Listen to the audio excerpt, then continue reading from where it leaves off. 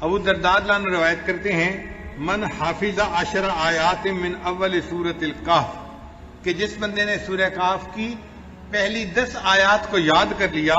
اسی من فتنۃ الدجال، اللہ تعالیٰ اس کو دجال کے فتنے سے محفوظ فرما لیں گے۔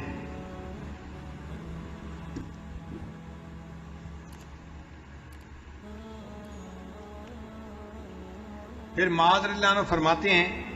کہ نبی علیہ السلام نے ارشاد فرمایا من قرأ اول سورۃ الکہف وآخرها کانت لہ نورا من قدمہ الی رأسہ، کہ جس نے سورہ کہف شروع میں تلاوت کی اس کے لیے قدموں سے لے کے سر تک نور ہوگا۔ ومن قرأها کلها، اور جس نے پوری سورہ کہف کی تلاوت کی، کانت لہ نورا ما بین السماء الی الارض، تو اس کے لیے اللہ تعالیٰ زمین سے لے کے آسمان تک نور پیدا فرما دیں گے۔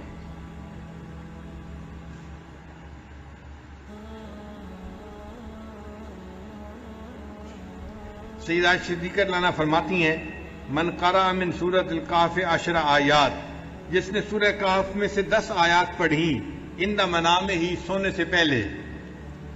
اسم من فتنۃ الدجال، اللہ تعالیٰ اس کو دجال کے فتنے سے محفوظ فرمائیں گے۔ ابن عباس رضی اللہ عنہ فرماتے ہیں کہ نبی علیہ السلام نے ارشاد فرمایا سورۃ الکہف تدعی فی التوراۃ حائل، کہ سورہ کہف کا نام تورات کے اندر حائل تھا۔ حائلہ کیا مطلب؟ حائل ہونے والی، یعنی یہ بندے اور قبر کے عذاب کے درمیان حائل ہونے والی صورت ہے، بندے اور شیطان کے درمیان حائل ہونے والی صورت ہے۔ عبداللہ رضی اللہ عنہ فرماتے ہیں قال رسول اللہ صلی اللہ علیہ وسلم، کہ نبی علیہ الصلوۃ والسلام نے ارشاد فرمایا البیت الذی تقرأ فیہ سورۃ الکہف، وہ گھر جس کے اندر سورہ کہف کی تلاوت کی جاتی ہے، لا یدخلہ شیطان تلک اللیلہ، اس رات شیطان اس گھر کے اندر داخل نہیں ہو سکتا۔ یعنی جو بندہ رات کو سورہ کہف تلاوت کر لے گا اس گھر کے اندر شیطان رات کو داخل نہیں ہو سکتا۔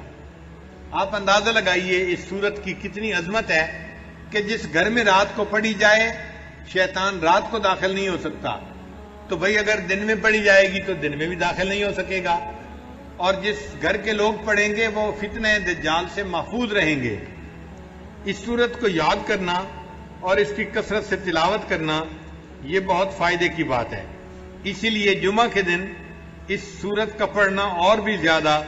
ثواب کا باعث ہے۔ نبی علیہ السلام نے ارشاد فرمایا کہ سورہ کہف کو جمعہ کے دن تلاوت کیا کرو،